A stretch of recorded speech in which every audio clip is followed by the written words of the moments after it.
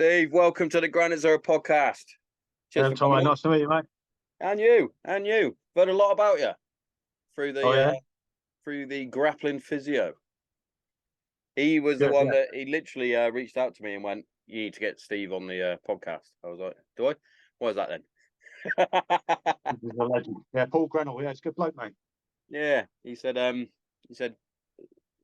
ping out a DM and see if you can get him on. He went, I was like, "All right, what is that?" And he went, "Well, Paras have got all the stories." So I was like, fair enough.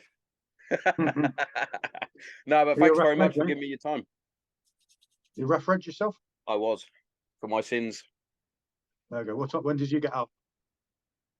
I got out 2013, so a while ago now. Yeah. But it was a while ago, but it feels like I was still in yesterday. That's how it feels. Yeah. Well, no doubt we know some of the same people. Oh, no doubt. Quite possibly. Oh. Yeah, No, but awesome. So first things first, should I say? What made you join the army? Made you join the army? Yeah. That's something I just wanted to do for a long time, mate. First of all, I watched the Paris 480 platoon. Yeah. On the telly, 1983. I think that aired in 1983. It was filmed in 1982. I watched that, loved it. So I would have been, I was about 8 years old then, and basically, mate, that saw me. That's what set me off. I was just a young lad, and I thought I want to do that. Just watching the blokes go through depot. I don't know, have you seen that? Are you familiar with that one, mate? I've seen clips of it. I've never watched it all the way through, no. But yeah, I've definitely seen clips of it because it's one of the better sort of documentaries made even back then, I think. Just from seeing the clips. Yeah, I loved it. My mum used to let us. I don't know what time it was on, but my mum, let us watch it. I think it's pretty sure it was on in the evening. Me and my brother and my mum, we used to watch it. I look forward to that. I loved it. We just followed a bunch of recruits all the way through, from day one all the way through, passing out of depot, and then it went on to them a little bit of time in battalion as well. Oh, right. Yeah, it really got me. It really hooked me in, that one did. I think the only thing like equivalent to that at the minute is the I think they probably stopped it. Is that the Navy did a version, didn't they? I remember I watched a few episodes of that, and I was like, "Oh, bless you." I didn't watch that one. I'm pretty sure I know the one you mean. Yeah, but they've done one more recently. And Beret have done another one. That was really good. Yeah. Oh, awesome. What was it called now? It's on YouTube and that. I think it was called Men of War, like Parachute Regiment Men of War or something like that. I think I've seen a clip of that as well. Yeah. It's good because I was kind of, I remember that old one, and I was thinking, oh, I hope this is good. And I was thinking, please do it justice, because the old one was such a success, I thought. And it was really good. My lot attempted like a YouTube series. I think it was the course before mine. It was like the Diary of a Gunner or something like that. It was called, and it was them going through basics. That wasn't too bad to watch. And then they brought out it was a documentary or something about Kandahar, and it was one of those where we got, as always, a lot of shit from it. There were some quotes like they were setting up their kit, and he would like get his bayonet and he'd go, "If you've got to use this, you're in the shit." It's like, why are you saying shit like that? You're not helping us. Nice. Yeah. That doesn't help. It doesn't help. Nah. That's it. Yeah, in a nutshell, mate. That's what made me first of all think I want to join the army. Then I think before that, my mum had a boyfriend who was in the Army Air Corps he was. And I think I quite like listening to his little stories, and I don't really remember much about him, but he might have sort of planted the initial seeds. I don't know. That's definitely a big thing, I think, because that was one of the reasons why I wanted to join the Air Force, was my old man's stories. Like he was a PJI for 22 years. Was attached to Hereford for a bit, and it was just the stories of him, like, just basically, he didn't really soldier. Let me get that straight. He fucking went off on a jolly parachuting all the time, so he was living the dream. But he was just coming back with these stories, and I was just like, I want to be able to sit at the bar and be able to tell someone some stories, and then maybe pass that on to my kids. But I tell my kids, and they're like, "Shut up, Dad." I got two Yeah, daughters, so they're like, whatever. yeah, I know, yeah. You're not going to impress your own kids. No chance. No. No chance. But But yeah, yeah, yeah, it's good to have. You know, you surprise yourself with how many stories you've got really when you start, well, especially if you write them down. You know, bloody yeah, hell, I didn't used to think I had any stories. You know, I used to like listening to the other blokes. Look, I've got a few mates who are always telling stories. I was just like sitting around saying to everyone else, "Oh, what's he going to say now?" You know, I love all that. But yeah, you don't realise how many stories you've got of your own. To write them down, really. yeah. Is that what you did with the books? Are they like biography types? Are they, or are they just? Yeah, yeah, some are, mate. I've written four. One of them's a fictional novel. That's based on a recce unit out in Afghanistan. The Yeah, next Jack Carr will call you, mate. never know. Never know. Uh, Stranger things happened. yeah, yeah. I've written two books which are basically like little stories that let you tell your mates on the piss. They're more like that sort of story. One Yeah, of yeah. them covered sort of psychology quite a lot, and mental health. Um, and one's more about my mate's story. You know, crazy things my mates have done. And then yeah, the last one is it's just all about me. And the last one is more autobiographical and chronicle as you'd expect it. So yeah, Oh, so yeah, yeah. So it's I've tried always to. it's good to write about what you know. So obviously, if you're writing a fictional book, to then draw from the experience that you've obviously gained through your time in the Yeah, military, yeah, that's it. would definitely put it in more of a like chronological order how things would happen and things like that, because there's the amount Yeah, of books that you, well, I say the amount of books I read, I don't read that much, but the amount of times, or even down to TV series, and you're watching it and you're like, who the fuck was the choreographer for this, or the, yeah. The advisor. yeah, or the advisor, yeah, it's Yeah, like, who was that? The biggest one I draw examples from is Argyll from BBC. I don't know if you ever watched that. If you haven't, don't bother. You'll just get angry at it. oh, My missus loved it, and I was watching it. I was like, I've got to leave the room. I can't watch this. I went, I don't know who their advisors are, but this is not what Afghanistan was like. Put it that way. right. I think I remember. I've never seen it, but I remember some adverts for it. Like a good-looking girl with dark hair Mm. being the main character. Yeah. But yeah, I haven't seen it, mate. But yeah, I'm the same. I quite yeah. I tend to not read a lot of that sort of stuff or watch it because, like you say, you just end up picking away at it. It's hard to take yourself away. I used to get wound up watching a lot of survival programs. Oh yeah, yeah. I was just like, that's just total nonsense. That's dangerous. And that's one of my mates said to me, just look at it as entertainment. Don't critique it. Just watch it as if you're watching it as for entertainment. And I watched this survival, so-called survival expert, and I thought, actually, as entertainment, this is actually pretty good. Fair enough. As far Because as you kind of were advice or guidance, it was terrible. yeah, because you were part of SEER school, weren't you? Is that right? Yeah, yeah, I was here for quite a while. Yeah, well, my last job was as at the SEER school as a training sergeant major. I did that before the FTRS full-time reserve service. I did that for 5 years. It was my last job. But yeah, I spent That's quite a got lot to of be time at good. the SEER school. That's got Yeah, to it's be great, good. man. That's survival. Yeah, because that like for those that are listening that want to sort of draw from something, SAS Who Dares Wins does a little bit of SEER, doesn't it, at the end of their course? So Yeah, how do you that's something else I'm do not you really watch that? right now, to be honest. Nah, I've seen a few bits. I've seen a few bits of the last one, Yeah, but I've seen some of it, not masses of it. But yeah, I've not seen some massive. of the. There's one running now in there, and I've Yeah, seen a yeah. few of They're them. in the jungle, I think Yeah, they are at the minute. that's right. Yeah, yeah, I've seen a few of them, mate. Yeah, I think they're doing a. Yeah, they do. Yeah, they do see it, as far as I know. Yeah, I know they I do think some it's at sort of the end. intervention and that. Yeah, part of the end phase that they do. They obviously they set them a task. They go out, get captured eventually, Yeah. and then put through the ringer. I remember Mhm. seeing one with it was the celebrity one, and it had Joey Essex on there, and he really dug his feet in, and he was causing more of an issue to everybody else because he was like sticking to the story instead of giving them little bits.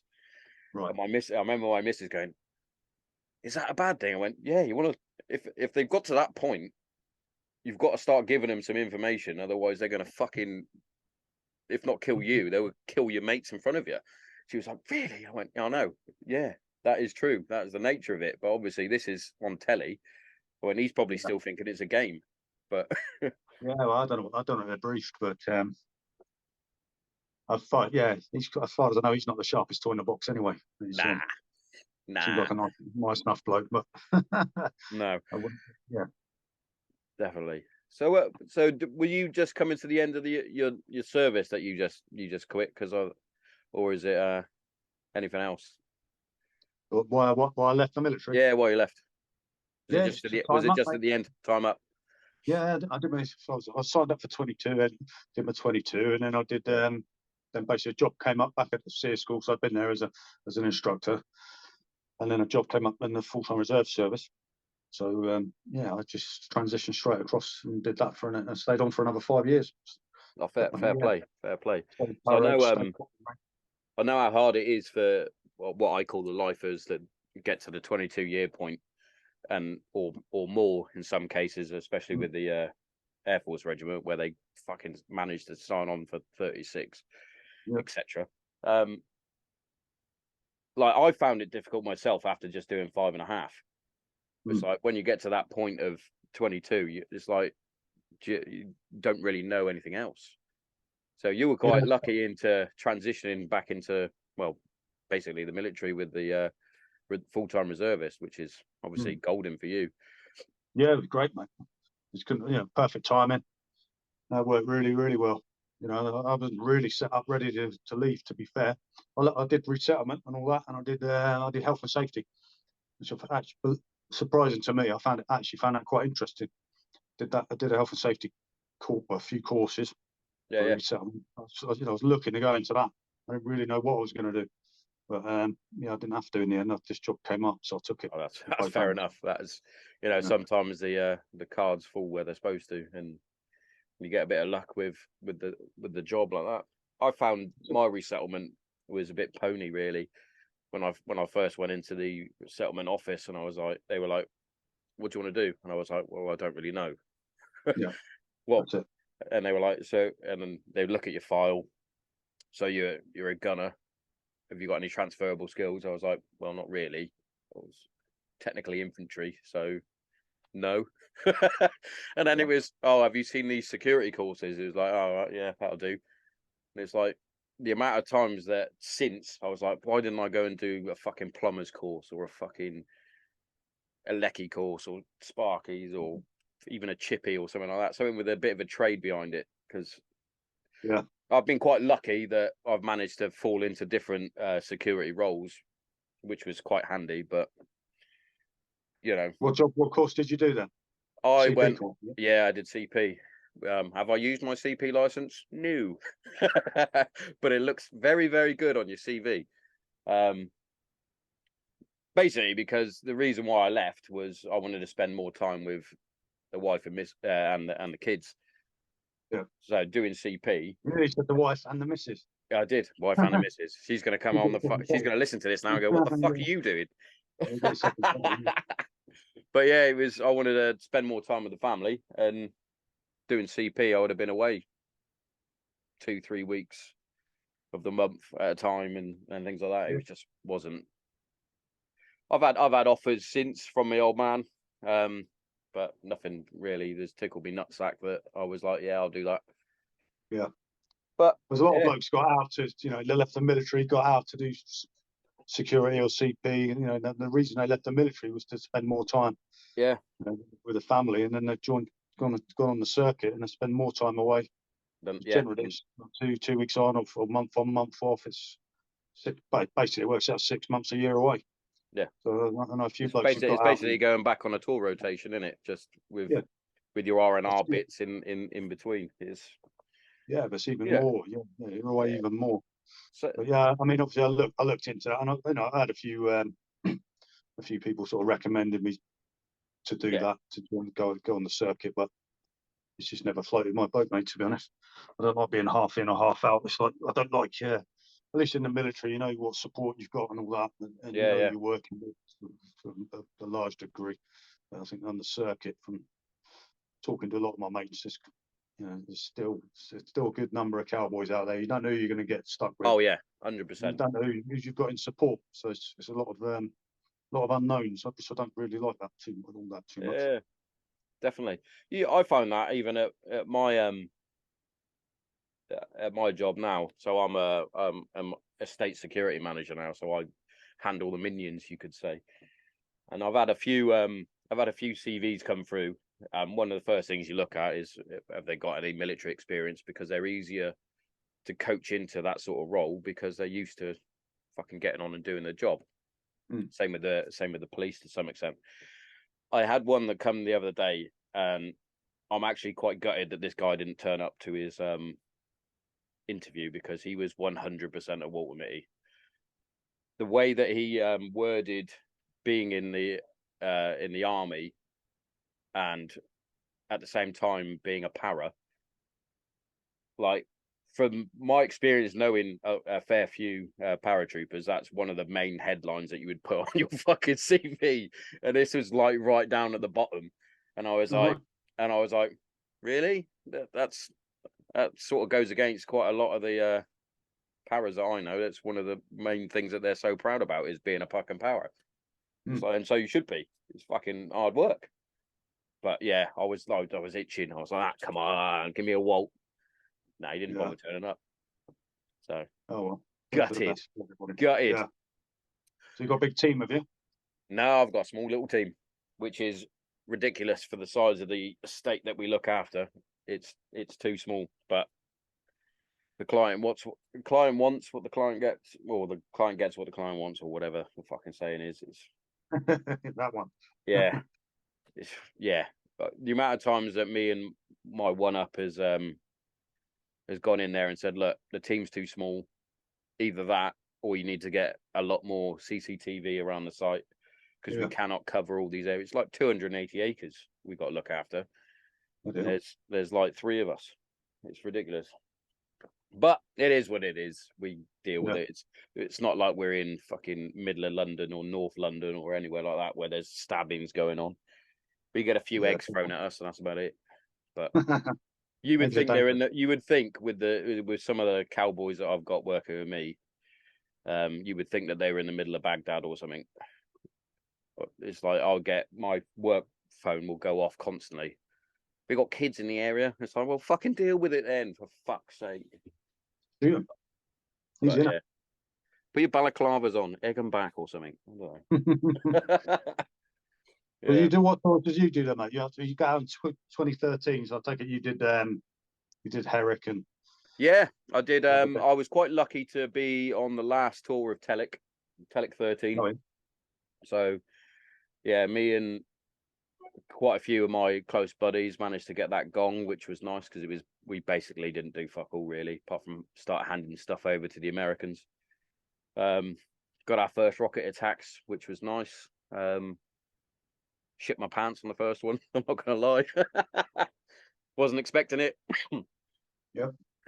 But yeah, and then I think there was definitely a Herrick 13, and I want to say Herrick 15. Could be wrong. But yeah, my second tour was Kandahar, which was nice. Again, it wasn't a very kinetic tour at all, really. We had a few rocket attacks, a few potential IEDs, etc. You know, the normal stuff. And then Bastion, I was firm in the command center, safe. I was I got moved to HQ flight, so I was one of the lead signalers on the squadron, so they wanted to put me in what I would call the hot seat, which is also where I got the name for the podcast from. That was our call sign. We were Granite Zero. So. Right. I wonder why. Yeah. Were you two squadron, or I was on 15 squadron. I wasn't on 2 squadron. No, I did want to go, but we were at that time, due to the rotation that we had going out on tour from Telek to Herrick, it was very fast turnaround, so they weren't getting rid of any of the lads from the squadrons. And then by the time I did all my bowman course and got fucking stitched up with carrying radios, I was an important member of the team, so they fucking wouldn't let me move. Genuinely, I put in papers to go to 16 Air Assault to potentially join TAC P. That got shut down. At one point, I got really frustrated, and I was like, "Well, I'll volunteer for SFSG." They were like, "Nah, you don't want to do that." I was like, "Well, maybe I do." But yeah, it was. It you tend to find if you had a talent for something, whether it was comms or the snipers or the machine gunners, anyone who was badged at anything, they tend to got stuck, basically, Right. which was annoying. But it is what it is. What made you get out, mate? Why did you leave in 2013? Yeah, family reasons. So my wife at the time was well, we had our eldest, and she started getting quite depressed living away from her mum and dad and her home and things like that. And I noticed it, and I noticed a change, and it was basically a Air Force or her, basically. Right. She never gave me that ultimatum, but I could see that happening. If I'd stayed in for any longer, I would be, well, a single parent now. So yeah, it was one of those. Yeah. Like I was always going to be a lifer. That was my goal. I was going to do the 22 plus. That was what I wanted to do. I always wanted to do that. A bit like my old man. I even talked lads out of PVRing because I was like, look, you're not going to get a better job than this at the minute. Blah blah blah. Yeah, funny story. One of my close buddies, now Sergeant Burrows, I actually talked out of PVRing in Kandahar because he wanted to. He said I might as well just go stack shelves at Safeway or whatever it was, Tesco. And I was like, no, you fucking don't want to do that.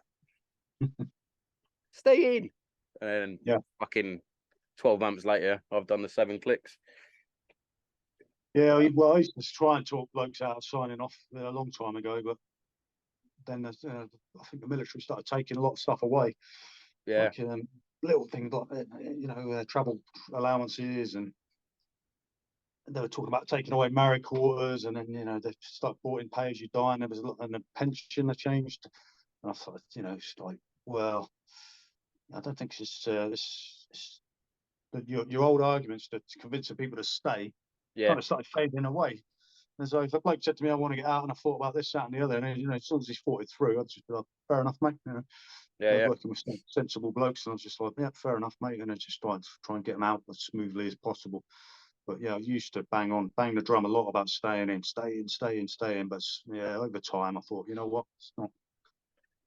Some of these blokes can, I definitely think with a lot of these changes, like you mentioned, the pension is obviously the big one.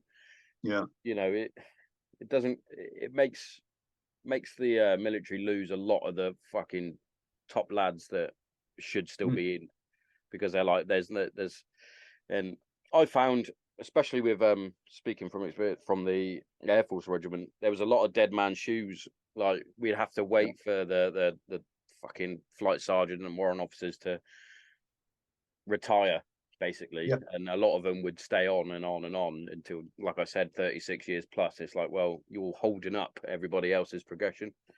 You had like SACs or senior aircraftsmen, and luckily we brought in the lance corporal rank, but still there were still lads that had been serving 12 13 years plus that were like at the lowest ranks. It's like these guys should be corporals and above.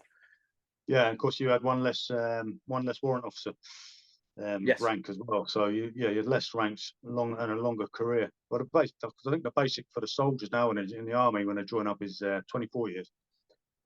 A full career now is 24 years instead of 22 when I joined up. So, and probably when you joined up, I guess it was 22 when I joined. Yeah, now it's 24. So that's, again, that starts creating a bit of dead man's shoes. But yeah, you get to a point where you just need to get out of the way and let the other people start going through the ranks. I was a warrant. I was a WO2, sergeant major for a long time, but 5 years of that was FTRS.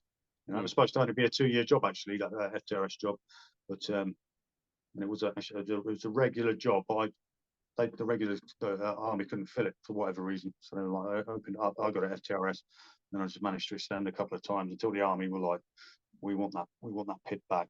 We want to fill that. And that's like, well, I saw that coming. Yeah, I was lucky. I pushed 5 years out of that. But yeah, Dead Man's Shoes is much worse than the RAF. You've got blokes. Oh yeah, yeah. Really good blokes as well. Some of them, you know, they've been in for a long, long time, and that's sort of almost ceiling that sergeant.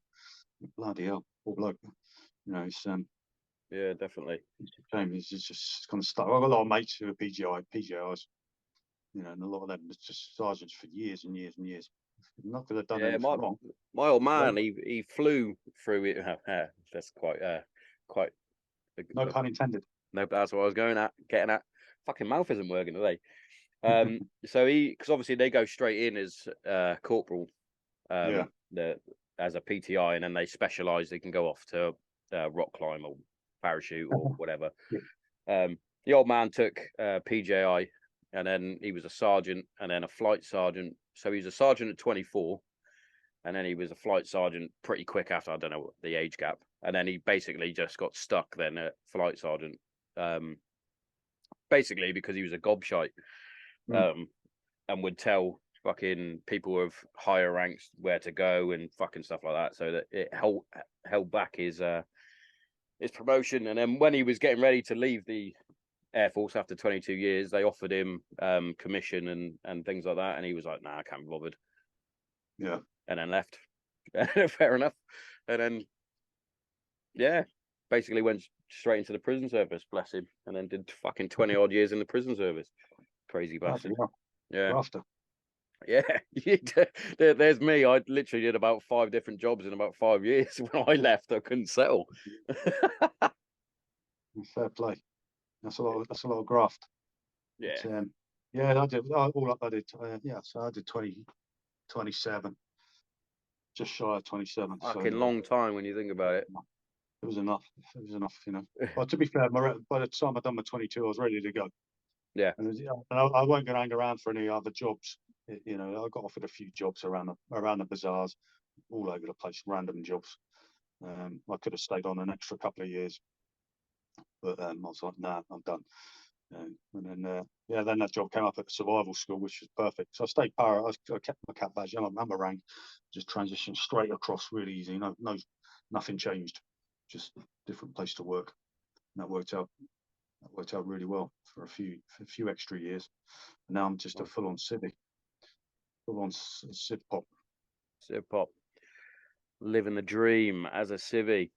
So obviously you spent your time in the desert. What was your favorite part that you got to go and visit in the sand, if there is such a place? What? Yeah.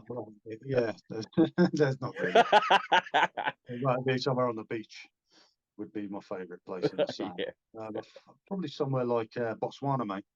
As far as arid environments go, yeah.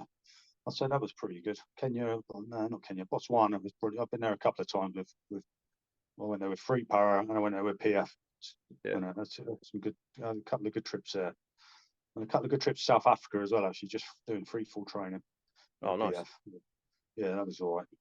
I got jumped there, actually. We went and we had a couple of days off and we went to Durban. Yeah. And I got jumped by a gang of blokes. I was hanging out of the phone box, smashed, really steaming. I was talking to my, at the time, my girlfriend. I don't know what I thought I was doing. It's quite a dodgy place, Next thing I know, someone's hanging off my neck. Literally hanging off my neck. And, Jesus Christ. But definitely nowhere in the Middle East. I don't miss them sort of places at all. It was a strange fucking place. It's just a weird sort of heat, because like the little wind where we were at times, it was just fucking even in fucking December when we were out there, fucking hot. Why I hate the heat. Stick me in the cold, I'll be all right. We went to Kabul in 2002. Absolute sweat. think we was there on New Year's. I think we were there on New Year's Day. It was the day we got there. We left on New Year's Eve. Got there New Year's Day. That was freezing, really cold. There's a lot of snow up on the high Yeah, ground. yeah. It was down to -27 when we were there. That was really cold. And luckily, we had the size up on the wagons. We just had the roof, the canopy rolled forward, so we could have a gun on top. But we had no front-mounted machine guns. Had the windscreen on, side covers up. Yeah, that was freezing. And then as soon as you got any speed up, if you got on a decent road, you get the top cover. Generally, you get them down to it was just freezing. Yeah. Wind chill would be minus something stupid, -60 or something. I don't know. But yeah, that was a cold one. But yeah, it was all right. Especially at night, fucking freezing. Yeah, man. Freezing. I remember telling me, Mrs. She was like, "But you're in the desert. How are you ever cold?" I'm like, "Well, it gets cold in the desert." She was like, "Does it?" Yeah. Yeah. Like, I remember clocking it about -10, so not quite -20 odd, but yeah, fucking freezing. And then, and then it rains. Different. Yeah, and that's it, mate. It's just quite extreme either way. Yeah. Extreme heat. Even when you've got extreme heat during the day, it doesn't have to get that much colder in the evening. It's a differential, isn't it? It's like it's been really hot, and now it's not really cold, but it's a lot colder. So you're cold at night. When I was in PF, most of our work was done at night. Most of our sort of moving around is done at night. So yeah, it used to get really, really cold. But yeah, as the hot places, mate. Yeah, I'd say Botswana. Had a good trip to Jordan. That was a good crack. I think. Well, yeah, that was a good laugh. Jordanian day. And we got to see Petra. She's one of the ancient wonders of the world. Or was it the modern wonders? I forget now. It's one of the wonders of the world. Anyway. It's a wonder. It's a town or a city built into the rock. I don't know. Oh yes, yeah. Yeah, these are an Indiana Jones film. But that's quite interesting, get to see on your downtime, see a bit of that. Some of the blokes went down to the Dead Sea. Yeah, I'm not a massive fan of deserts. Nah. No, I remember going out on patrol in CAF after it just must have pissed it down constantly for about a week and a half or so. Like some of the ISOs were all flooded away and fucking all sorts. Literally, they couldn't get into some of the ISOs, so we had to have fish fingers for breakfast and stuff like that. And it's like, this is ridiculous. Yummy. But we got sent out on a footsie because it would have been too wet for the fucking wagons to get out there. They would just fucking sank.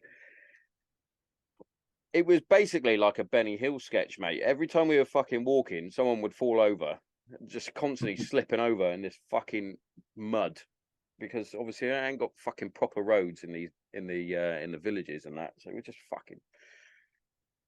And when you're carrying the weight that we would carry, trying to get back up after you've just stacked it is fucking a nightmare. Fucking legs fucking killing me. Oh, it's awful. It was funny though, getting back and looking back on it now. I was licked out when I was fucking doing it, but watching it now or looking back now, funny as fuck. Watching your oppo just stack it. You've been to the Arctic, have you? No, unfortunately. I would love to have done stuff like that.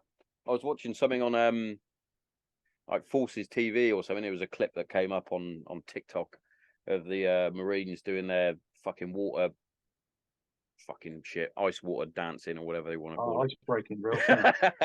Yeah. I was like, I'd love to try that. As mad as it sounds.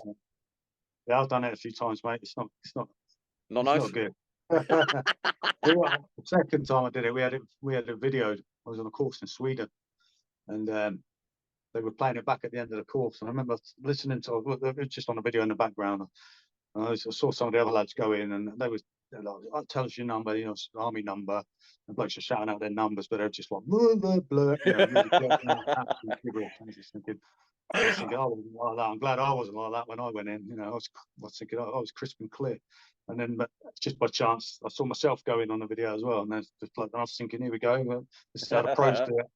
And I was just the same. In my mind, I remembered I said it really clearly. Yeah, I didn't. I was in as much rag as everybody else. I was like, blah, blah, blah, blah, blah, blah, blah. He was like, what? I remember thinking that was pretty clear. When I said it, I was thinking that's pretty clear, mate. You know, Got out I like said it that. again. Fucking Billy Big Bollocks. Fucking didn't it? Yeah, Yeah. I Fucking wasn't. No, smashed it. I was in as much rag as everyone else, and I've dropped my ski poles as well. Which is, you're not supposed to. You're supposed to use them to Yeah, to climb get up. Yeah. back out. Yeah. Yeah, but I just hit the water and went like that and just dropped and gone. Like I had to dive down and get back. Yeah, I was like, no, I wasn't. Some blokes are mega at it. A mate of mine did it actually. It's on YouTube. He did it with Blue Peter. I was out in Norway with Free Para, and a mate of mine called John Jarvie. He did a demonstration. Oh yeah. It's on YouTube, and he'd gone underneath prior and like tied a fish under the ice, or I'm pretty sure it wasn't on his body, it was under the ice. So when he went in, and he's like just talking, he's a mad jock. He probably thought it was quite warm. He's like chatting away and he's saying, "Carlos, if you're as good as me, while you're down here, you can get yourself a fish." And he's like, and he pulled out this dead fish, but he's like waggling it like this. I was like, but yeah, he was just talking like you sat in the bath, you know. They did a really good demo. That was probably 98, something like that. But, yeah, no, it was a mad jockey. He was all right. I've seen a few people pull it off brilliantly. Some people just can't get out. Some people can't get out. I've always managed to get out all right. But yeah, I'm as much of a bumbling idiot as everyone else when I hit that cold water. Yeah, it's funny. Got to be something that you have to condition yourself to eventually, I'm sure. But the first shock of it, yeah, because it's like those mad heads throughout lockdown that were like, "Well, I'm going to just have an ice bath in my garden." It's like, why are you being a nutter? Have you got one?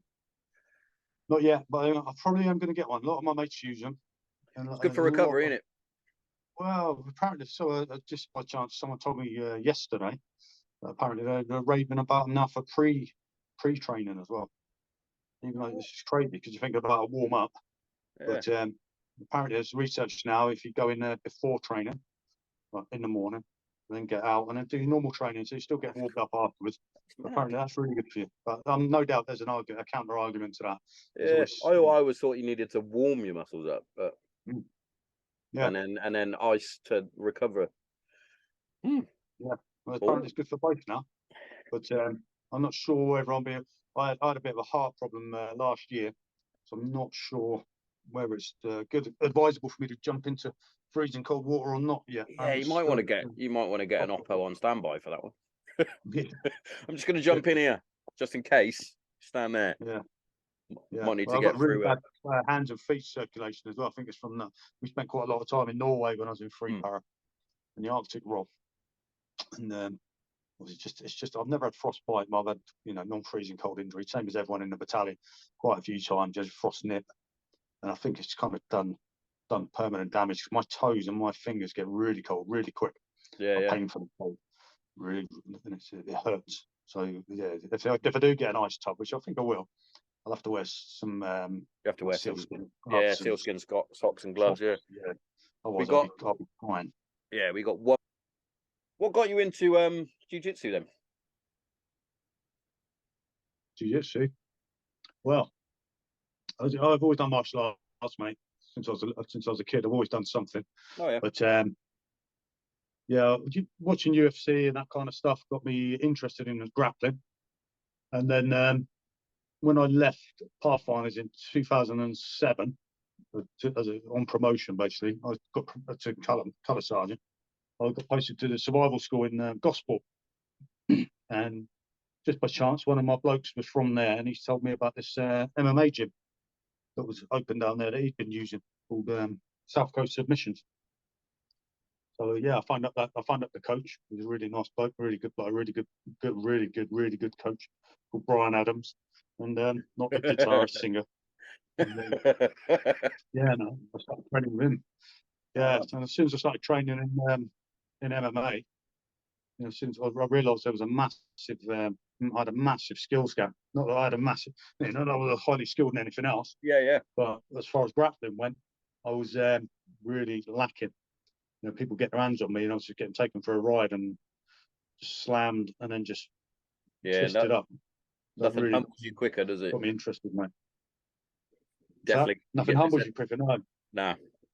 because No, there's always I someone that, you know, no matter how long you've been doing it, there's always someone yeah, ready and waiting to humble you. So yeah. yeah, When it's I good, mate. I love it. when I first got into it, was similar to yourself. Watching, I've always been a fan of UFC and any sort of MMA sort of sports, whether it's Bellator or whatever.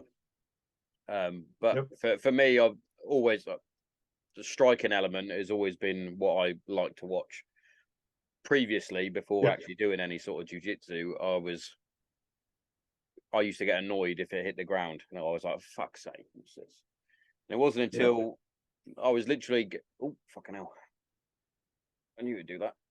It was when I was going through my transition to leaving, I found an MMA gym in Bury St Edmunds. In fact, Josh Oh, Palmer, who is it was a commentator for Cage Warriors, actually trained there. He's purple belt. Josh, fucking good lad. I've had him on the show. But anyway, I joined up this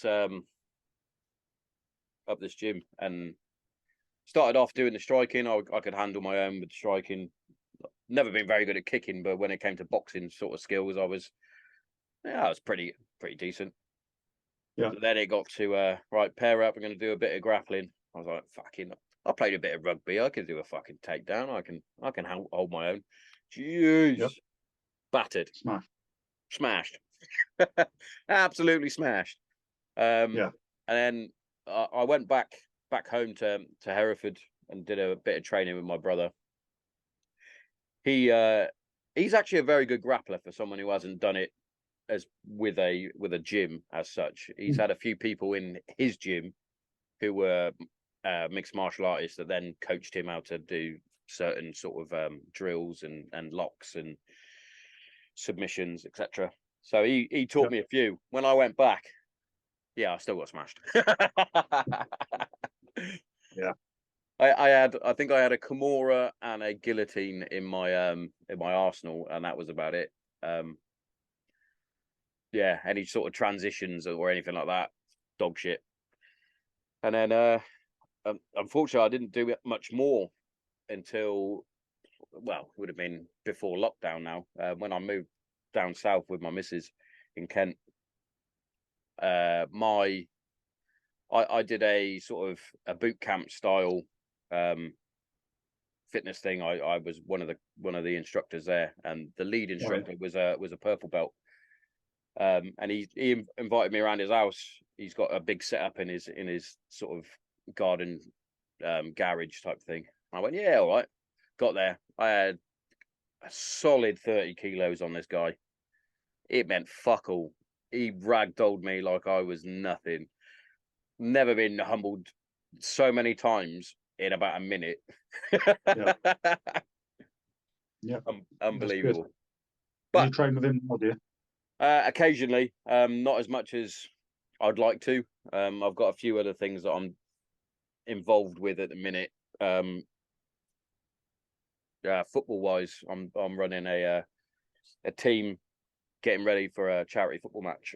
So all my fucking focus is on that, and I know in my luck I'll go and do a roll and fucking snap my ankle or something, because that's just how my luck is, and how weak my ankles are as well. Did you do gi or no gi? No gi it was, yeah. The Yeah, only I time did. any time I've done any sort of gi work was I did a bit of judo with the Air Force for. Again, it was literally a couple of weeks before I left. I was just trying to fill my days with stuff, and Yeah.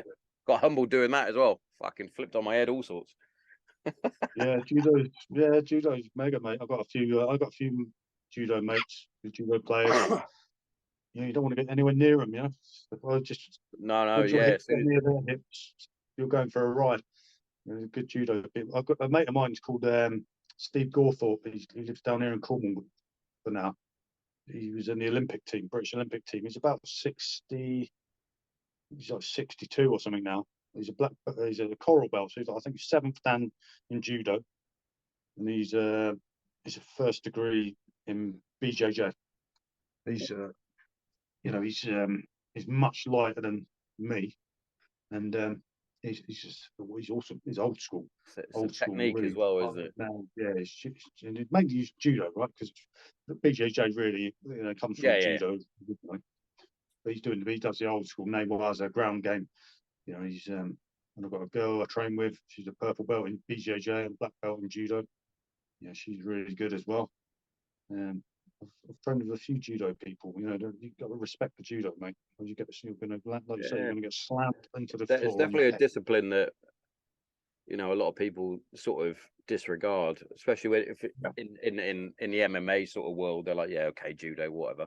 It's like, whoa, if you get in any sort of fucking clinch range, you're going flying, mate. There's Yeah, yeah. I think it's more, not necessarily the MMA world. I think it's more like Joe Public yeah, because of the way it went so sporty. Same with you've got the same danger with BJJ. Lots of things getting made illegal. No neck cranks, no spine locks. No. Well, there's just lots of stuff you can't do. No heel hooks. You could say that over time maybe that will get diluted as well. But people who practice yeah. like proper judo, they're horrible people. Really, they're nightmare. They're absolute nightmare. If they Yeah, get their hands on them, it's going to be a bad day. But I I think like that all the martial arts. I do. that's a strange thing about diluting it down, because obviously it's not designed as a sport as such. It was made into a sport to compete, because that's just human nature. Is they like to compete, but it's designed to as a self-defense. So you might need to fucking heel hook someone if you need to. Yeah. That's crazy that they're diluting it down. Yeah, I mean, I love jiu-jitsu and grappling, but I'm never going to go on the floor on purpose in a real fight. No, no. On the floor on purpose. If I do go, that's a good thing about it. If it ends up on the floor, some jiu-jitsu, you got, and the other person doesn't. In my opinion, you're probably going to win that battle. Yeah. Unless they get up and punch you in the head. But as long as you've got a little bit of everything, you've got quite a good chance of, coming out on top.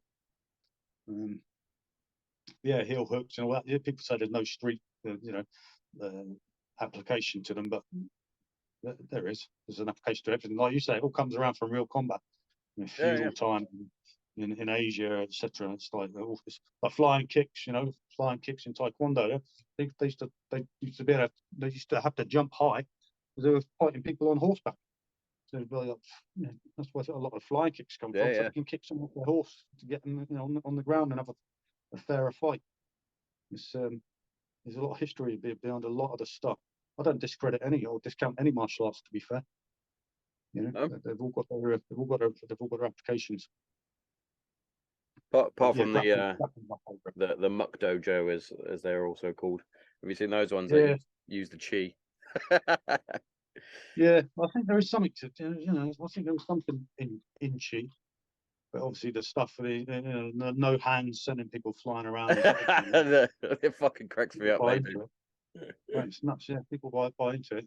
You see the one, the Chi Master versus MMA fighter. You must have seen that one now. Yeah. The whole world just gets larruped. It's quite embarrassing. You feel sorry for him. He's just getting. And the students are all looking on and go, "What the hell? What's just happened here?" Well, he's got into a proper fight. Is what's just happened. Yeah, the teeth just came out. You might want to get a good dentist. I wonder who's the craziest. Who's the nutter? Is it him, the master, or is it the people who are paying him to teach them this? Or maybe they're all just equally. They're all fucking mental. Yeah, lost it. Absolutely mental. Yeah. So what are you training now? How many times a week do you train now? Where do I train? Yeah, how many times a week are you training? Well, at the minute, anywhere between 4 and 6 times a week I'm training now. I'm actually quite proud of myself. I've lost 2 stone since I started training properly. I got to a point after all the lockdowns and things where I just got really lazy.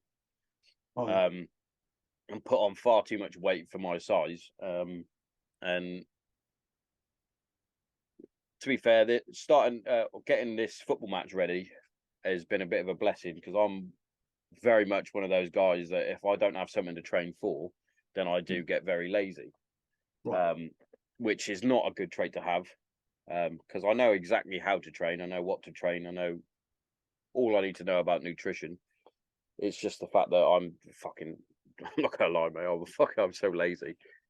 But seeing the hard work that I've put myself through, the change that I've got, even down to these jeans that I'm wearing now, I look like a 1990s skateboarder. They're so baggy on me. I have to go down to the fucking shop and get a new pair. It's ridiculous. But also the plus side of it is I'm in such a better place mentally as well. I felt that with the weight gain that I had, my depression and all my other issues that I had was starting to creep back in because I was just being lazy. I was sat on the fucking Xbox all day, or I was just chomping on McDonald's. Don't get me wrong, I'm not denying myself on McDonald's every now and then. But you know, everything in moderation. But I've been really properly beasting myself for it, because there's nothing worse than walking the team out on the football game and them just being a fat slob. I was like, I'm not having that.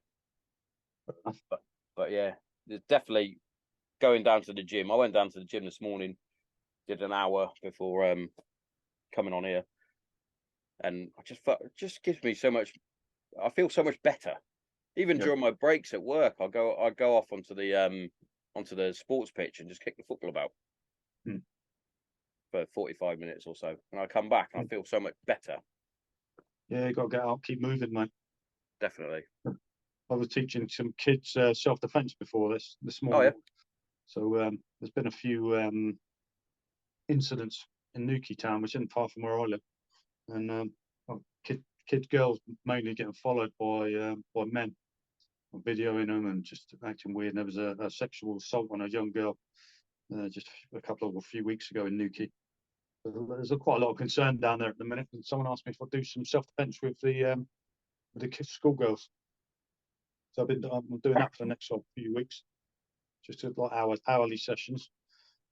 So that's what I've been doing this morning and yesterday. Just showing them a few like simple defences against being grabbed. You know, someone grabs your arm, someone grabs your throat. Show them a nice to explain to them how chokes work, and got them to practice a quick choke. So yeah, I'm going to keep that going for the next 6 weeks. Oh, nice. Hopefully that through the schools. Yeah, through the school. That's good that the school has recognised something is wrong and then reached out to get someone to help coach. The amount of schools that probably wouldn't. Yeah, well, it's kind of in conjunction with the gym where I do. So I used to work at this gym, and I just teach there a few times a week. I run my club. I've got my own jiu-jitsu club now, and yeah, the owner there, the Wax Gym in Newquay, he's really keen to help these kids out. So he's sponsoring it, but they're keen to do it as well. So it's good. Yeah, it's trying to empower these girls, because I think jiu-jitsu, I think is really, really useful. I mean, I love the striking arts as well. I love boxing, kickboxing. I love all of it. But realistically, if a girl punches for a grown girl, man, yeah, I agree.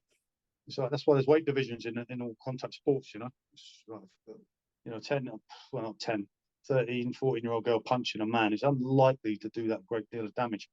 Best thing she can do is get away, run away, run away quickly. And if you can't, then it's like just make it so you can run away. Like get them off you and then run. Everything's all about getting away. When I do like women's, or I do women's self-defense classes as well.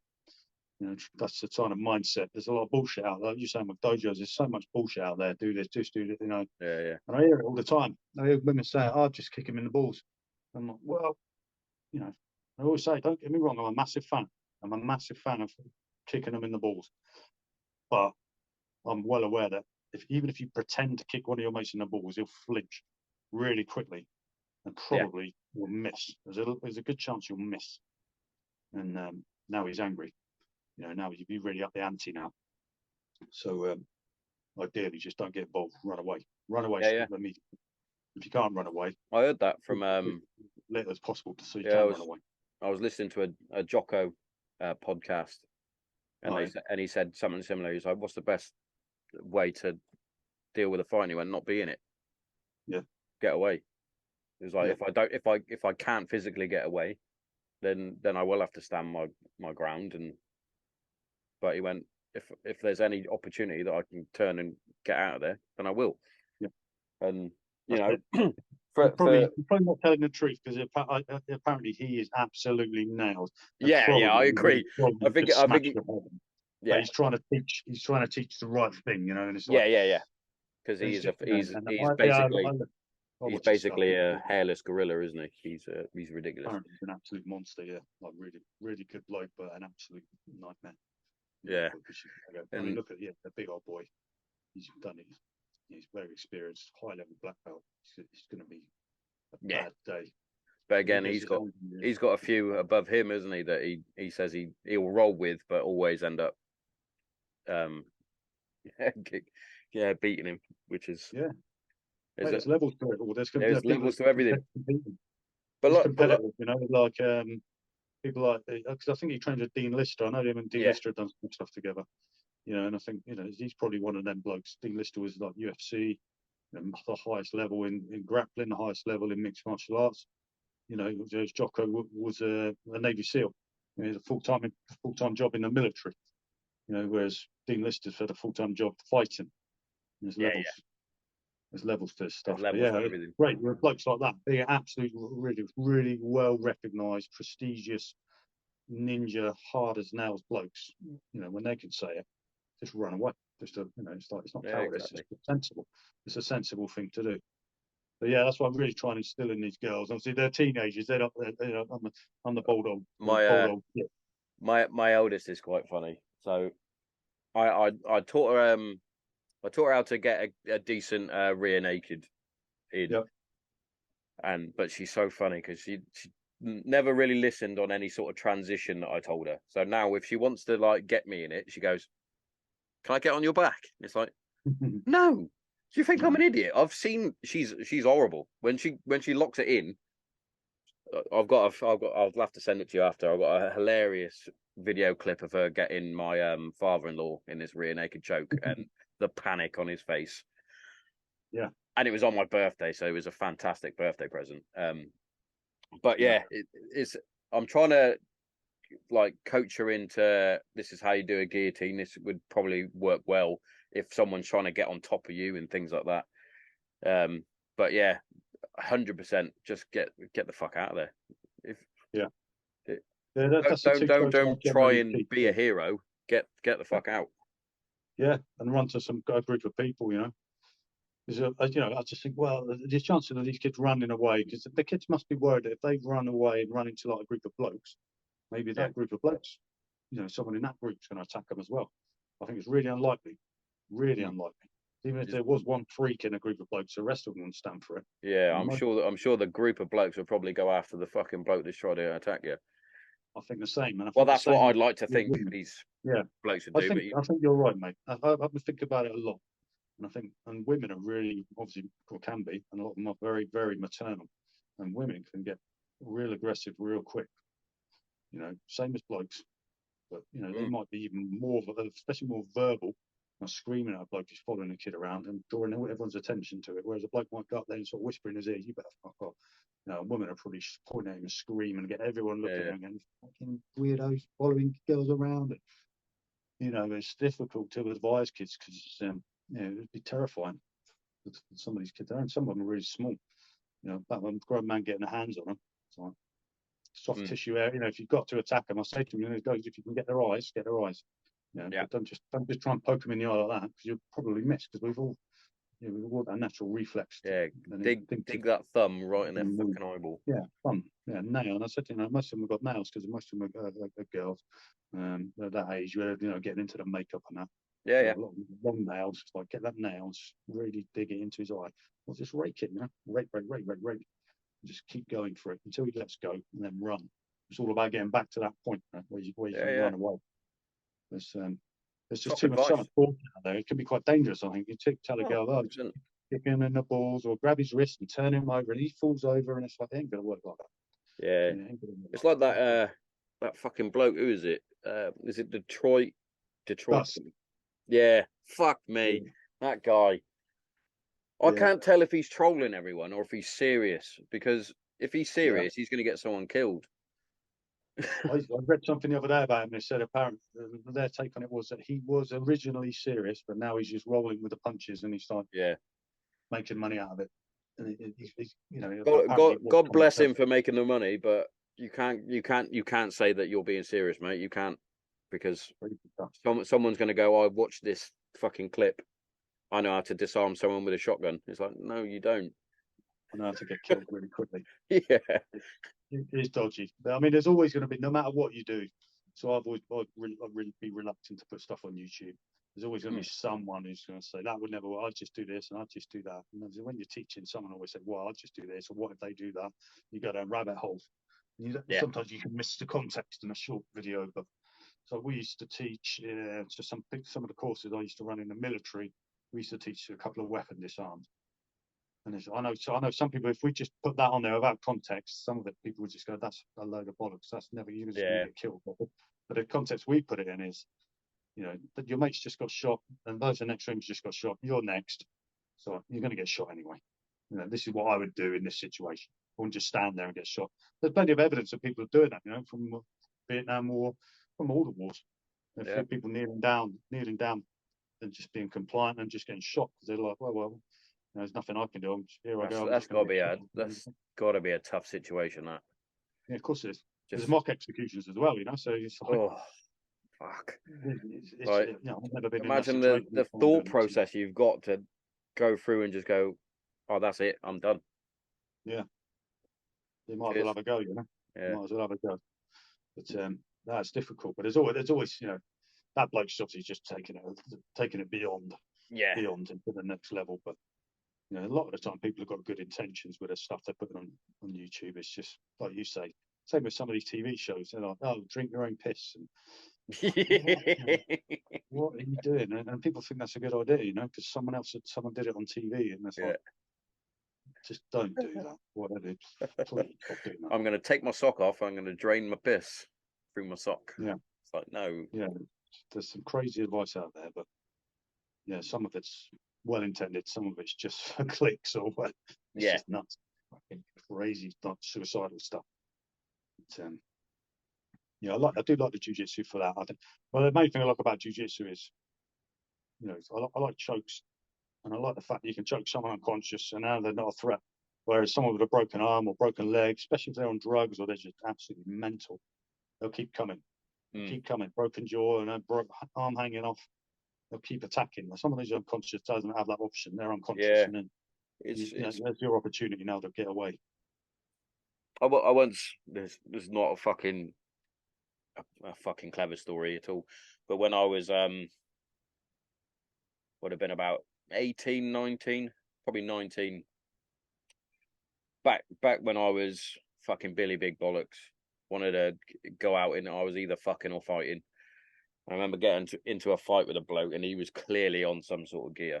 I gave him a bit of a pasting and then pretty much rugby tackled him through a window of it was the cash converters. I remember the alarms all going off and this guy got up. Allegedly, yeah. That didn't really happen to him. But this guy got up and he was picking fucking glass out of himself. And he was like still coming. I was like, what are you fucking doing, you fucking nutcase?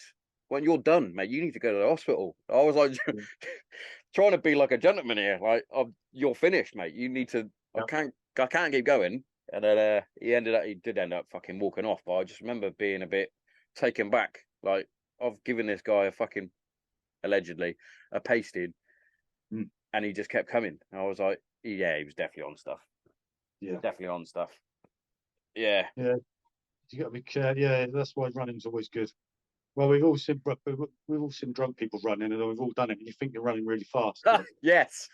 You're running really slow, but you feel super fast. But yeah, drunk people can't run so fast either. So they're less likely to catch you once you get on your toes. But I think it's easier said than done. You know, for a bloke to just walk away, because we've all got an ego.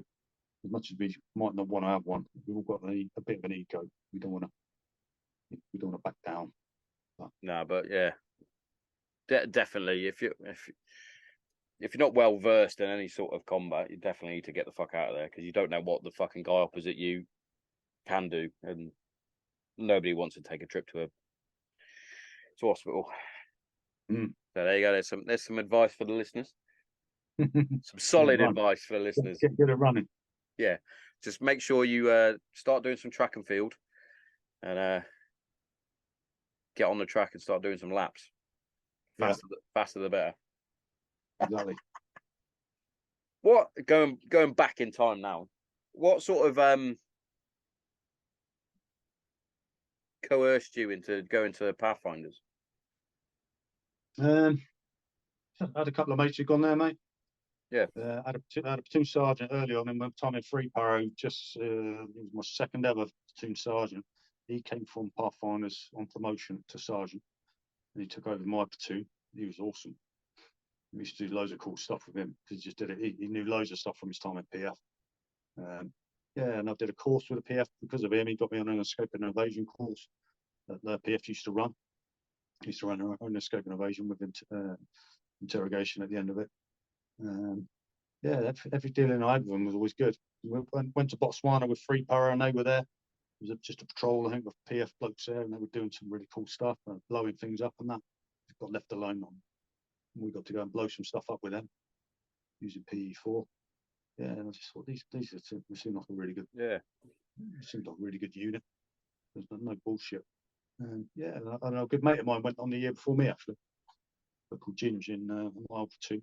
He went past, and I kept in touch with him, and he was having a really good time. I thought, yeah, I'll have a go at that. Let's do it. So I put myself on it, yeah. And that was 1999, and I went on the Carter, October '99. And yeah, it was good, mate. No looking back, really. I'm glad I did. Yeah. Yeah, it was good. It was a really good choice. I was a top one. I was still a private, I'd been in about 6 years when I was a private, and I actually got promoted during the Pathfinder Carter. And then I passed the Carter. So yeah, I left Free Power really as a Tom, and then I was a Lance Jack full sergeant, and then I picked up colour sergeant in PF, and then that's when I moved away to do survival, survival school. Oh, nice. What's that? Some Gucci ops that you got put on Pathfinders? Yeah, it's quite busy. So the year I went on the Carter was '99, and the blokes had already been to Kosovo that year. And then when 2000 we had Sierra Leone, in 2001 we had Macedonia, 2002 was Afghanistan, 2003 was Iraq. So there was a few blokes there. We went on tour every year from 1999 to 2003. I missed one of them, but yeah, it was good, mate. It was a really busy time, obviously, for anyone. The Twin Towers attack, that obviously had a massive effect. Yeah. But, we were busy, mate. We were always away, just always away, doing either an exercise or doing something. Away all the time. I loved it. It was brilliant. That's sort of what you want. if anything, like you join up, you don't join up just for a fucking jolly. You join up because you want to be busy. You want to be doing stuff that the army or infantry or whatever are supposed to be doing. So having that sort of turnaround, as much as probably as a lot of people would think was a lick out at the time, when you look back, you're like, that's good. We were fucking married people. Yeah, we were doing bits. Yeah, as a married bloke, it would have been a nightmare. Yeah. But as a young single lad, it was awesome. I have always said that you want to be single if you're in the army, doing a job like that. Definitely, 100%. Yeah, busy. Yeah, busy. I mean, we were really busy for a few years, and it was like we were busier than it seemed like we were busier than everybody else. Every time something came up, like a tour came up, like one para would go on one of them. Like one para went to Sierra Leone with a few 2 para, and then 2 para went to Macedonia, and 3 para went to Iraq. 2 para went to Kabul. But so the battalions they were getting like every other tour, or in PF we were getting all of them because we were going out with the brigade battle group. So it's really good for us. It's a good time for recruiting because everyone was like, "Fucking hell, these blokes are getting on everything." I'm like, "Yeah, mega," because we're only a platoon 5 bunch, and we're a brigade asset, so we were getting on loads of good stuff. My first year in first 2 years really. My first year in PF, I did my military freefall course out in America, and when I came back from that, I went to Sweden. I think that's right. On a winter like Lurch course with the Swedish Special Forces, and then we came back from there and went to Sierra Leone on tour, and then the same year we went to Jordan. The same year I went to Germany. Just all over the place. Fucking all go. over the went loads and loads of clubs, hardly in camp. You know, and obviously get paid LSSA for being away. Yeah, I was going to say your LSA days. That Yeah, must have been through the roof. yeah, it was massive, mate. Yeah, it's massive. But yeah, and the second year was pretty much the same. You know, just away on courses, on trips, parachuting. There's all the stuff. What we did at PF, what I liked about PF, a mate of mine who described this to me years ago, who was who went to Hereford, and he said when he went to PF, he said PF was what he expected it to be like when he went to battalion to para reg. Obviously, there's always a bit of a letdown in it. I thought we'd do more of this or more of that. And then when he went to Hereford, it was what he thought he'd do in PF. It was like, I got you, yeah. But you know, it was the stuff we did in PF was awesome. You know, always loads of parachuting, you know, loads of trips away, you know, loads of weapons, different weapons to get used to and fire. Loads of like off-road driving and mobility stuff and climbing and abseiling, helicopters and blowing things up and improvised explosives. You know, just loads of stuff. All the really cool stuff. Yeah, this is good. You know, this is really enjoyable. You're selling it to me. I'm going to join back up. Yeah, yeah. I'm not coming with you. I'm not doing it again. But, my knees are shot to bits. Yeah. No, it was a good crack, mate. You know, I never regretted going to PF. You know, same as I never regretted joining Power Reg. You know, you know, I had a really good time in Free Power. Loved it. Yeah. I absolutely loved it. And then, yeah, I had a really good time with PF. Obviously, ups and downs in both. But on reflection, I'll do it again for sure. I'll do it again. I think the majority of blokes say that as well. Would you do it again? Yeah, I would in a heartbeat, 100%. What about you? If you could have your time again, would you stay in? Yeah, I would. I think I would have Mm. stayed in. Yeah, if I had the opportunity. There's that was one of the reasons my depression was so bad. There was so much that I wanted to achieve that I never got to achieve, and that it is what it is now. But yeah, the way you were describing PF, then I was like, it took me back to we had a presentation from a 2-2 guy. The way he described it was that all you needed to be able to do was the regular army fitness test, and you could basically be a blade. Basically, that's how he described it. But this guy, he turned up in fucking mixed dress. He had desert trousers and a jungle fucking smock on. Nice. He was there at one point. It was during a break, and he was sat in his vehicle, and he had his feet out the window, monging it, and the fucking station warrant was walking by, and he was like, "What the fuck are you doing?" Fucking knife hand was coming out, and I don't know how he got away with it, because I'm sure he would have got a fucking chewing anyway. But he basically pulled his lid out and like flashed the fucking sand, and then just fucking carried on fucking reclining. And we were all sat there going, "Hang on, we all want to be in the SAS now, so we could basically be fucking do what you like us." But yeah, I just remember him being fucking getting briefed, and he just basically just popped his beret out the window. I was like, that's ridiculous. Yeah. But you know, there's some confidence there as well. Yeah. Yeah, a bit chopsy. Yeah. Madness. So is the book out now? Yeah, mate, the book's Finished? out. Yeah, I've got this is the latest one on. Oh, there it is. Regimental, I've called it. Regimental. They're all mental. Absolutely mental. Yeah, that's the latest one, mate. Yeah, and it's doing all right. You know, in this chart, in this category, it's doing pretty good. Nice. Yeah, and I'll talk a bit about mental health at the end of that as well. I know that's something you like to promote. But Definitely. yeah, there's quite a fair bit about mental health and like leaving the military and kind of what you have to go through and not what you have to go through. You know, what you go through, the sort of process of leaving and the kind of mindset change and yeah, I've written a little bit about that all the way through, basically from some stuff. I was a bit. Someone phone left me a message yesterday saying, "I'm just reading about you when you were a kid. You're a bit of a bastard." And I was like, "Yeah." He said, "I wouldn't want to have known you when you were at school. I was a bit of a dick." Yeah, Yeah. and my mates, I think I was a good friend, but outside of that, I was off the rails. But joining Power straightened me out. Joining the army straightened me out really quickly, not immediately, because Yeah, I was you terrified of have my to, otherwise instructors. you're fucked, didn't you? Yeah, I mean, and it was still, I'm sure it still goes on, rightly or wrongly. But I've really thought if you'd have chopped stuff to my depot stuff, you'd have got filled in. Yeah. Yeah, and I was like, you're going to get proper filled in here. Do as you're told. I just realised I was just a little, well, I was a young man. I was 17, 18, but they were terrifying, really. They're corporals, So they put me in my place real quick. And then, just put me on the straight and narrow, mate, and it's kind of instilled a mentality in me and a mindset. And it just really resonated with me and stuck. I've always tried to uphold it. And, and I just talked through depot, it's crazy stuff goes on in depot, and then parachuting and Target Battalion, Pathfinder selection, being in Pathfinders, a few different operational tours, survival school, jiu-jitsu, talk about everything really. That's awesome. There's no bravado in there, mate. There's no bullshit like that. No, check that's it out. I'm the be all and end all.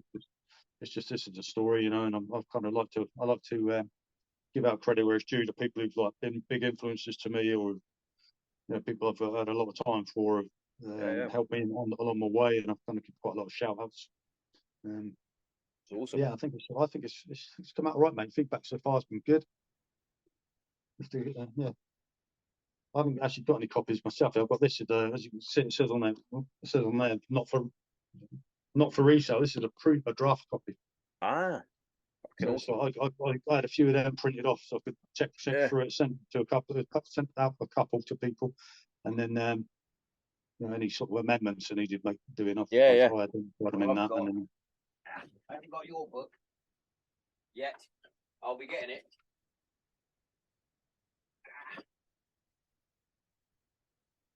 Fucking breaking everything in there. But I do have mine. Oh, cool. Yeah, that's my one. Mixed reviews on that. Is that one? I didn't see that, mate. To be honest, I don't think I've seen that. It's quite difficult to find because basically I had a lot of shit from lads that were mates that weren't my mates.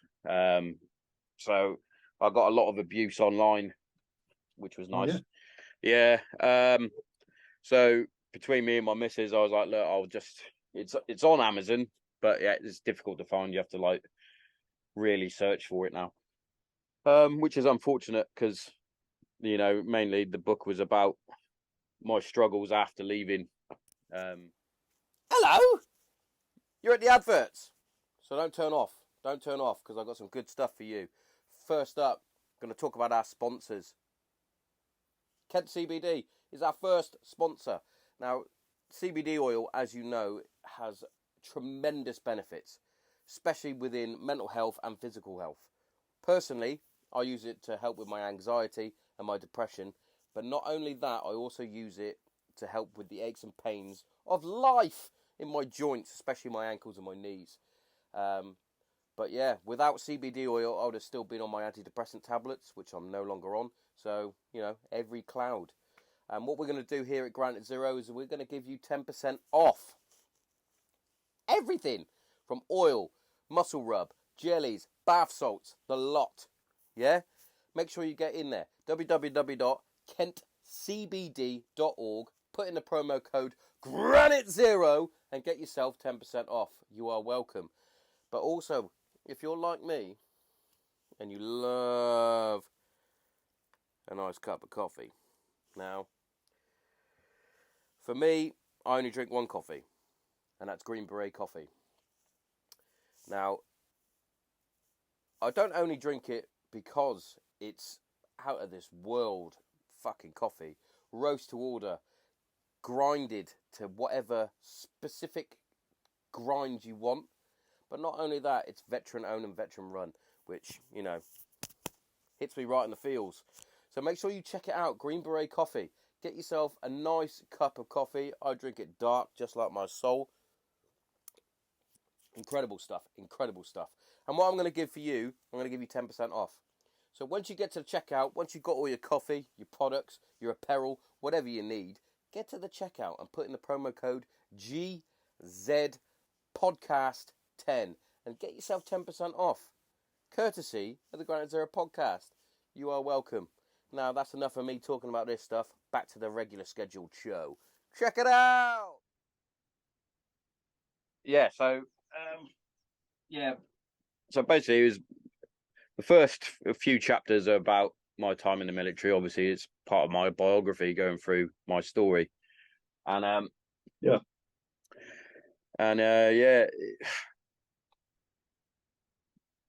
amount of hate I got was ridiculous. Like people saying I was making stuff up when I can literally vouch for everything that I've ever done.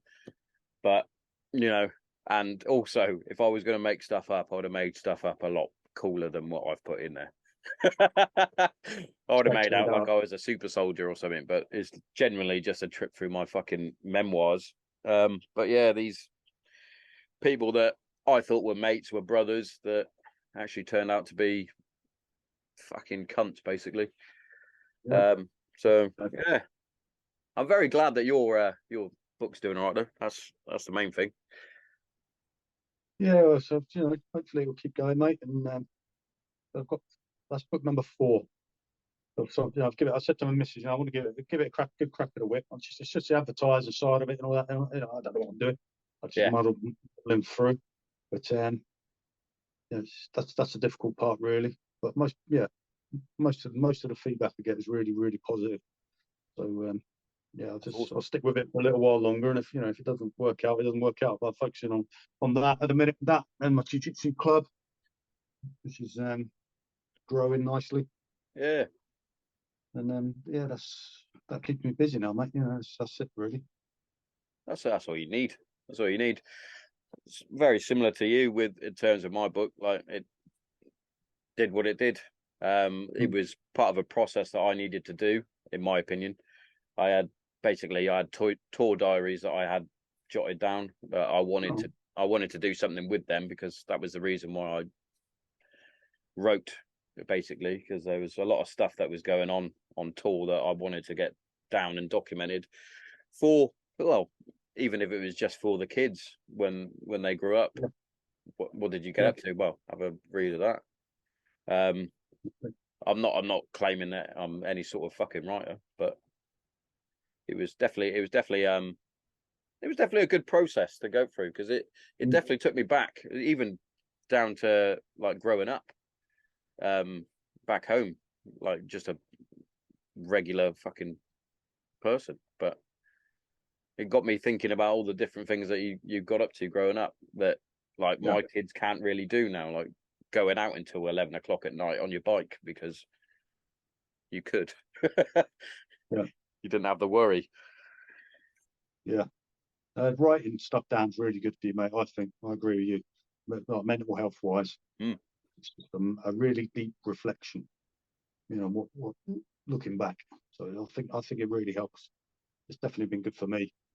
Yeah, and like you say, I think there's nothing else like I don't know anything about my own old man's history. I couldn't tell you any sort of stories about what he did when he was younger. I don't know any. But my kids have got plenty of evidence about what I did. It's written pretty much everything down now. It's all out there. And then my grandkids, when I'm dribbling on myself in a wheelchair when I'm 90 or whatever, and when they're taking a piss out of me, someone might say, he didn't used to be this silly old fucker. Like, he used to be pretty cool, and give them one of my books, read that. And I go, oh, right, yeah, it was pretty cool. And then slap me around the head anyway. Yeah.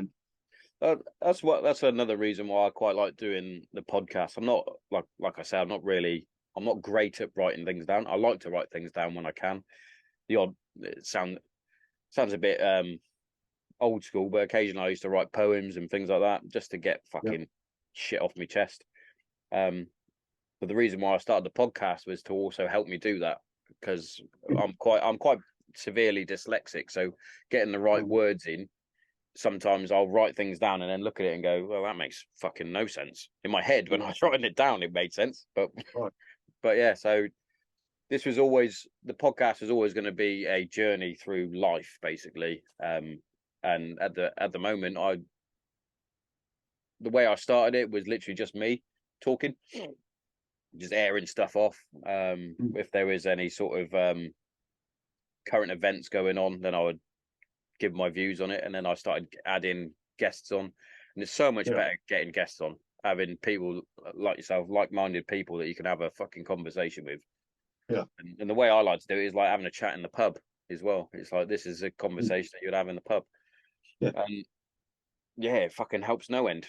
And now my kids can look back when they get old enough to actually listen to it. There's fucking terrible language on it. They've got, well, at the minute, this would be 166, I think. There's 166 episodes at the minute. There'll be plenty more when they get older, and they will always have then, and they can pass that on to their kids and grandkids and whatnot. And the beauty of technology today is my voice will live on forever. This lovely Herefordian accent will be there forever. Is that where you're from then? Is your Hereford? Oh yeah, I grew up in Hereford. Yeah, I was. That's where Dad was basically stationed until, when did he leave? I want to say 1990 was when he came out. So I would have only been 3 when we moved there. So yeah, we originally lived in Carterton by Bryce. Yeah, that's where he was #1 jump school, wasn't it? And then he got posted over Hereford way, and so I've known no different up until I joined the military, and that was that was a shock. When I left Hereford to go to Bury St Edmunds, pretty much polar opposite sides of the country. Yeah, the first 4 weeks I was like, I can't do this shit. I want to go home. I know people at home. People like me at home. I'm not getting shouted at for not being able to iron a shirt. Yeah, I couldn't iron, mate. It was useless. I think you've got Ben Garwood's flag behind you, right? HR4K. Yeah. You go there? You know him, mate, yeah? I don't know him personally, no. But yeah, a few mates of mine were like, "Oh, have you seen HR4K? They're fucking class." And I was like, "Yeah, all right, let me check it out." I've been in there for a coffee. I was supposed to meet I can never get his surname right. Hugh from the HR podcast. I was supposed to meet him there for a coffee. Oh yeah. But both our conflicts of time and schedules and things never happened, unfortunately. Because he was one of the reasons why I wanted to start the podcast, listening to his. But yeah, I've been down there for a coffee. Fucking great setup down there. Yeah, I've been in there. Yeah, good bloke. Yeah, I'm pretty talking to Hugh quite soon actually. He's from the same battalion as me. Yeah, sound bloke. Yeah. I think we're linking up pretty soon. Have a chat. Yeah. It's amazing how you get different inspirations from different people. Like, as much as just recently, it's been very heavily military. The podcast itself, in terms of the guests that I've had on. But I find that's who I can connect with better. But I've had an eclectic range of different guests on. It's fucking mad. When I look back through it, I'm like, I literally record in the shed. I don't know how I've got some of these people on there. But one of my best, and probably arguably in terms of us as veterans, the most for us, I would say the most famous was I had Rusty Furman. Yeah, fucking sound bloke to chat to. He was, although it took him ages to get his connection right on his laptop, but fucking brilliant. He was brilliant guest. He actually used to play football with my dad for the regiment. And yeah, it was just a fucking bizarre thing. Like, somehow I had him as a friend on Facebook. I don't know how that has happened, because I don't actually know him. And my dad knows him to say hello to if they're in the same pub, but they're not like chummy like some of my old man's some of the other regiment guys. Yeah. But yeah, I was again, it was a similar like this. It was just a fucking conversation. Like, obviously, I had loads of like questions like about the embassy siege and things like that. But you know, I always find asking him those sort of questions all the time, he must get bored of it. Yeah, unless everyone's thinking the same as you and doesn't ask them kind of question. But yeah, true. Just, yeah, I don't know. I suppose you could just ask them, can you? They might be fed up and they might actually want to talk about it. It's difficult. Yes. Yeah, I remember when I came back from, I think it was Iraq, I went to see my old man, and he said, I'm not going to ask you, what it was like out there because you're pretty fed up of talking about it. I think I hadn't been back long, and I said, I haven't actually spoke to anyone about it because I just hadn't, not, because no one had asked. Like, I'll talk about anything. But yeah, I thought, oh, yeah, maybe you should then. Yeah, that might have been a good time to talk about, Yeah. just what had been going on. But no, we never had that conversation. He just assumed I was fed up talking about it, but I hadn't talked about it at all. It's like when you've been away on tour, you want to talk about certain bits of stuff that's gone on, not funny things or crazier things that have happened. It's just normal conversation. But you just don't know, do you? No. It's difficult. It's difficult. Yeah, I've actually got it in the book. I remember going to a local of ours called the Barrels in Hereford, and I remember sitting there, and John McAleese was in there, and I remember looking at him as if to go, "I recognise you, but I don't know why I know who you are." And I said to my dad, I was like, "Who's that geezer over there?" And he was like, "That's John McAleese," and I was like, "Oh right." And in my head, I was like, I really want to go up and have a fucking conversation with him because I bet he's got some fucking stories, whether it's about the embassy or not. Like, he's going to have some fucking stories. My old man was just like, nah, just leave him to his beer. Yeah. Leave him alone. I was like, all right, chill. Jeez. But yeah, it was. I think it's different when it's service people who come and talk to you because they're not going to ask inappropriate stuff. But some random. Yeah, some people who haven't, probably more likely if they haven't served, they might start asking some stuff. There's a few people that I know that always sort of ask the same question, but they always finish it in the same way. You're probably not going to tell us, but how many people have you killed? It's like, I haven't killed anyone, but why are you asking me that? It's like, that's not a nice question to ask anyone, really. That's random. It's like, why do you want to know? Yeah, random, mate. I suppose to them it probably seems quite an innocent thing to say, but they're never going to get a straight answer out of. No, they're just never going to get a straight answer from people anyway. No, I think 9 times out of 10 it'll be the same. I'm not telling you. Or next question, please. Or fuck off. But you'll probably get the odd one that will go, oh, I've slotted this many. And then you get the odd Walter Mitty that will go into full detail of. I had a Walt that was he claimed he was a para, which is probably one of the easiest ones to to debunk, really, because you can just pull out certain questions and they're like, what? But this guy was telling me that he was served in Northern Ireland, but then when he showed me photos, he was wearing brand new MTP, and deserts, and I was like, well, why would you be wearing that in Northern Ireland? It's like, I was like, okay, take that with a pinch of salt. And I was sat there in the car, and I went, this is when I was just a mere officer, and I went, what was your service number? And he was like, oh, I can't remember that. I went, every serviceman remembers their service number. You get battered with it throughout basic training, and then everything that you then write on. And he's like, oh, I can't remember. I was like, oh, okay. Where'd you do your jumps? Oh, I didn't do my jumps, but you just said you had your wings. You're not doing jumps. Yeah, it was literally anything you could think of. This guy was just full of shit. Yeah, I used to get really angry about it. I don't anymore. Mind you, I don't meet them.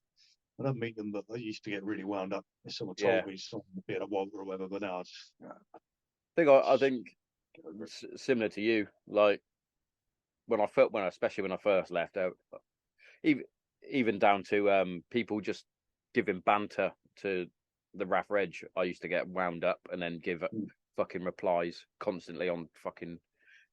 But now I'm like, yeah, okay, cool. yeah. All right, yeah, you got me there. I got tired on Yeah. the 5 mile of death. I had to shoot my own body armor to get myself out of there and stuff like that. But yeah, with the waltz as well, it's like they're clearly not right in the head.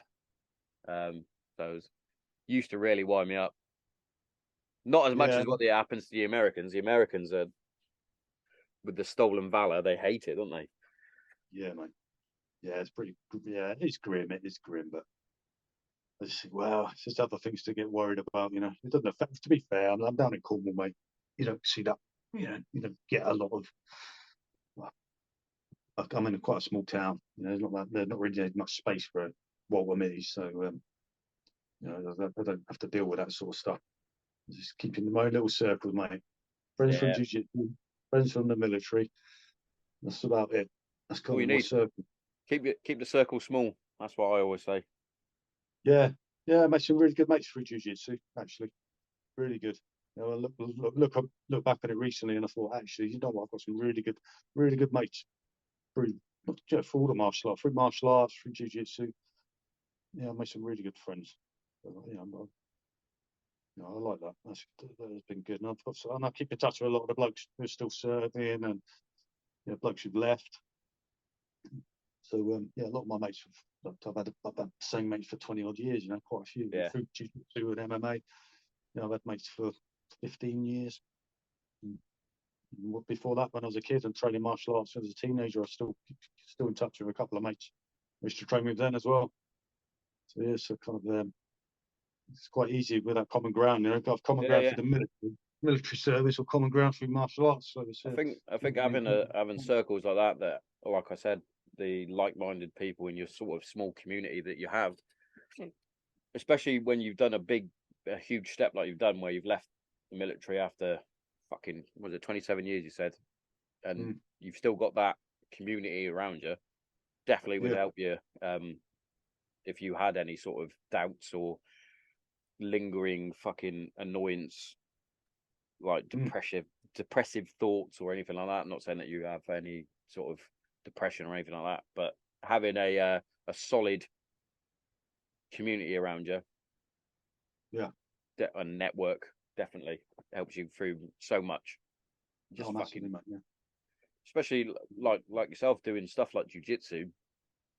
You got something on your fucking chest. You go down to your gym and you've got lads there that you can have a chat with, or even if you just want to just get just, sounds a bit camp. But if you just want to get physical and just work your issues out, then bosh, yeah. spot Yeah, on. it's a brilliant outlet. Yeah, it's a brilliant outlet for aggression or anxiety. There's quite a lot of sort of memes about it and that now. But it's, when you, I love it. Same as any sparring, really. But especially in jiu-jitsu, because it's more like a chess match. You really Mm. got to think. You really got to think. And try and if ideally you're thinking a couple of moves ahead as well, and you're just presently minded. Really, really mindful, and then nothing else bothers you in that 5 minute round or whatever it is you're doing, because you're just totally concentrated on not getting choked or on choking someone else. So that's good. You don't, even if it's for a few rounds, that's peace, really. Peace Yeah, amongst the violence. So it's really beneficial. I recommend it to loads of people. Anyone yeah, yeah. really. I It's highly just recommend it. stimulating. It's physical. It's very, very mindful. Like survival stuff, like lighting fires. There's loads of things, making cordage. All these kind of activities are just like you're just focusing on that. Tying knots, anything like that. Just focus on that, nothing else. Bit of escapism. It's good. I think everybody needs a bit of escapism in their life. Like I Yeah. said, I go out and boot the football about. and Mm. it's like a happy place. It transports me back to my youth of just fucking playing football constantly, Yeah, of course. and always feel so much better. Yeah. And what I used to do previously before that was I'd go down to the gym and just smash shit out of the heavy bag if I needed to. Yeah. And That's it. But definitely going down the pub and smashing 10 pints. oh yeah, You know? definitely. I've got cheaper as well, much cheaper. Yeah, especially down where I am. Mm. We got fucking Yeah. London prices, I swear. All right. Yeah, okay. I don't even know what a pint costs anymore, mate. I hardly ever go out. Hardly ever. But yeah, I'm trying to avoid alcohol and just try and stay as healthy as I can. But, Yeah, definitely. Because I'm doing before all you right. know it, you'll be dribbling in your wheelchair That's right, with yeah. your great grandkids. Yeah. Yeah, you never know. Brilliant. What you got planned for the rest of the day? Well, I'm teaching, mate. I'm teaching jiu-jitsu. I've got three classes in a row, just starting this afternoon in a couple of hours. Nice. Yeah, I'll do some private classes, and I'm doing women's self-defense, and then I've got my club. Nice. So, Busy, yeah, busy. yeah, I've done five classes today. It's quite a big day, quite a busy day, really. But obviously it pays me a little bit, keep up Yeah, my pension, and I enjoy it. So it's that's the main win-win. thing. That's the main Yeah. thing. The main Definitely. thing is my students out enjoy it. That's the main thing for me. It's like I just want to make sure they're progressing and moving forward and they're still enjoying it. So that's the main thing. Because if you're not enjoying your one vice. For a lot of people, their vice is jiu-jitsu, right? Like your vice is potentially playing football, Yeah. going out and having a game of football. And there's a lot worse things you can be doing. Doing all your misses or to spend time away from your kids. If it's going away and doing jiu-jitsu a few times a week, I think that's not too bad, is it? It's pretty Nah, good. that's good. It's good for everybody, and it gets a lot of stress out. It's a lot of stress. Really relieves a lot of stress. Keeps you fit, links you up with like-minded people. Yeah. You can't really go wrong. We don't have any egos in my club either. Well, not that we don't tolerate it. We just haven't. Yeah. No one comes. We don't have it. It just doesn't happen. So everyone's trying to help each other learn and get better. And everyone is getting better, which is good. So it's just getting harder and harder, every week. So no, it's good, mate. No, life's Awesome. pretty good, really. That's what we want. Where can people find your book? Amazon, mate. Yeah, so I've got four. Like I Plural. say, I've got 4 books on there, but it's quite a few Steve Browns. So I didn't realise when I released the first book. Common A name. lot of Steve Browns. Yeah, but if you type in regimental, now if you wanted to find me the quickest way would be probably to type in. I'll just show you this book here. I've got it now. This one is called You'd Be Nuts Too. Like that. There's no other books with anything like that on there, right? So that might be a quicker way to find me. But Regimental Steve Brown, just type it in Regimental Steve Brown or any of the other books. Yeah, just go on there, mate. Find me there, and on social media, obviously on Instagram and Facebook. I've got my jiu-jitsu pages, and I've got my own pages. Yeah, I'm fairly easy to find, I think, mate. Yeah, I guess you're going to put links in your podcast. Yes, there'll be links all in the bio. I'll link your book as well from Amazon. I'll have a little Google search on that after Yeah, this. I'll find yours, mate. I'll find yours as well because I didn't know about that. I didn't need that. Yeah, I'll try and send a link. Oh, mate, yeah, maybe. But yeah, mate, genuinely, I've enjoyed this. Yeah, it's been good to meet you, mate. Nice. So it's always I always say this. I always feel so much so much more uplifted after I've done a podcast. Like cool. having a nice conversation with people is underrated in my estimation. Oh, yeah. Definitely. Yeah. But yeah, Zoom's pretty good, isn't it? It's not as good as face to face, but no, I Zoom's prefer pretty face to face, good. but I can't afford to get Travel.